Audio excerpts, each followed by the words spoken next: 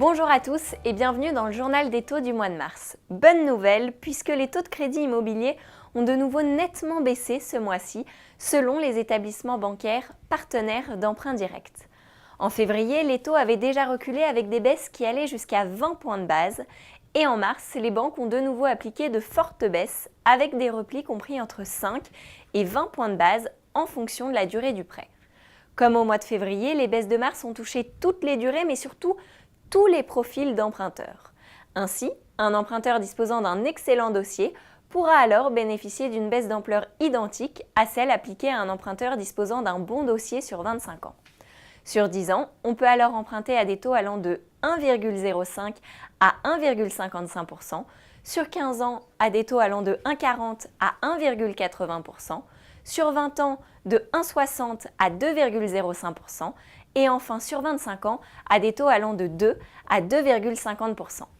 Alban Lacondemine, bonjour. Bonjour. Vous êtes le président fondateur d'Emprunt Direct. Que pensez-vous de ces mouvements du mois de mars? C'est simple, on n'a jamais vu ça. Les taux ont même franchi de nouveaux caps, jusqu'ici jamais atteints. Pour bien comprendre, à titre d'exemple, en 2008, pour des durées comprises entre 10 et 25 ans, les taux oscillaient entre 4 et 5,5%, alors qu'aujourd'hui, ils sont compris entre 1,05 et 2,50%. Et l'année dernière, à la même période, ils étaient compris entre 1,40 et 2,80, soit une différence de 30 points de base. En clair, c'est le moment idéal pour emprunter et bénéficier de conditions de crédit exceptionnelles. Alors comment expliquez-vous cette nouvelle baisse des taux? Bon, tout d'abord, il y a un phénomène saisonnier. De mars à juin, c'est ce qu'on appelle le premier temps fort immobilier de l'année. C'est la période durant laquelle les clients réalisent le plus d'acquisitions.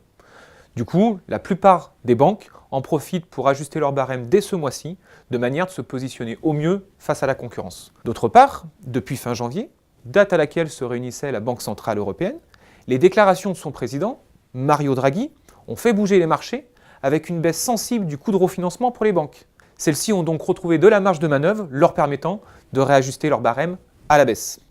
Enfin, le dernier élément est que l'année 2015 a été une année exceptionnelle en termes de production de crédit immobilier. Les banques souhaitent donc reproduire au minimum les mêmes performances pour cette année en se fixant des objectifs ambitieux basés sur 2015. Merci Alban Lacondemine pour ces précisions. C'est la fin de cette édition, j'aurai le plaisir de vous retrouver le mois prochain pour un nouveau journal des taux d'Emprunt Direct TV.